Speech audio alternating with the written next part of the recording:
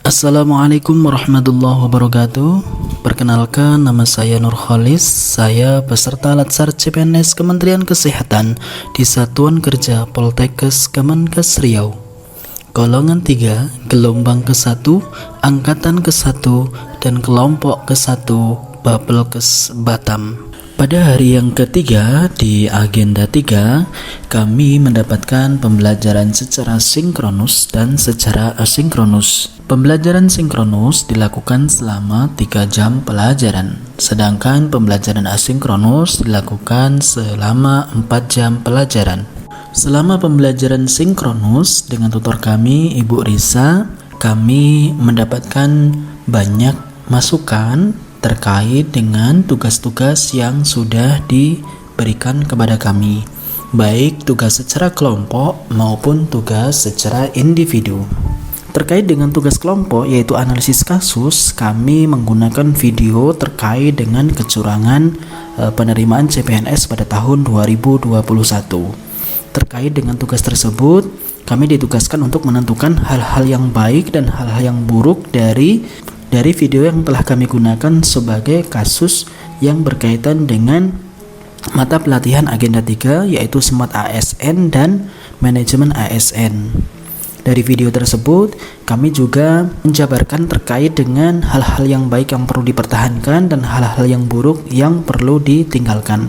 Kemudian kami juga merekomendasikan terkait gagasan-gagasan kreatif untuk mengatasi hal-hal yang buruk dari video dari analisis kasus yang telah kami buat.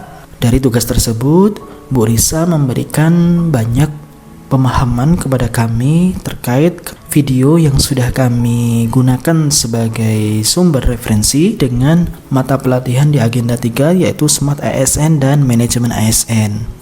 Beliau juga dengan ramah dan bijaksana mempersilahkan kami untuk bertanya, mempersilahkan kami untuk memberikan komentar terkait dengan tugas-tugas yang dibuat antar kelompok kami, baik kelompok 1 ataupun kelompok 2. Kemudian setelah tugas kelompok dipaparkan, Bu Risa juga meminta kami untuk memaparkan tugas individu yang telah diamanahkan kepada kami, yaitu terkait dengan analisis isu manajemen ASN dan SMART ASN di unit kerja. Dari paparan tugas yang disampaikan oleh rekan-rekan, ada titik poin terkait dengan identifikasi isu. Bu Risa menekankan bahwasannya kita tidak boleh menggunakan kata negatif untuk mengidentifikasi isu. Tetapi ketika sudah menjadi rumusan isu, maka di situ baru susunannya bisa menggunakan dengan kata negatif. Nah, hal inilah yang belum kami pahami, sehingga tugas individu ini dari kami banyak yang masih menggunakan kata-kata negatif seperti kurang optimalnya dan lain sebagainya.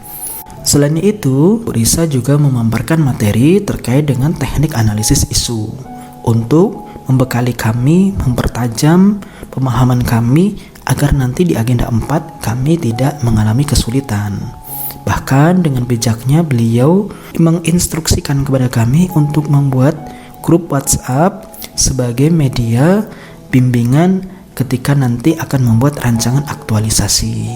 Selain itu, beliau juga mereview kembali terkait dengan materi di agenda 3 terkait dengan manajemen ASN dan SMART ASN. Selain itu, beliau juga menjelaskan 4 hal terkait dengan identifikasi isu dan deskripsi, kemudian memilih atau menepis isu, kemudian mendalami atau analisis isu dan alternatif penyelesaian. Dari setiap bagian keempat hal tersebut, beliau menjelaskan secara rinci terkait dengan identifikasi isu dan deskripsi isu, di mana hal itu harus memuat fakta, dampak, kemudian keterkaitan dengan aktornya, dan keterkaitan dengan agenda 3 yaitu SMART ASN dan manajemen ASN. Kemudian pada poin yang kedua terkait dengan memilih atau menepis isu, beliau juga harus mengaitkan dengan metode APKL dan USG.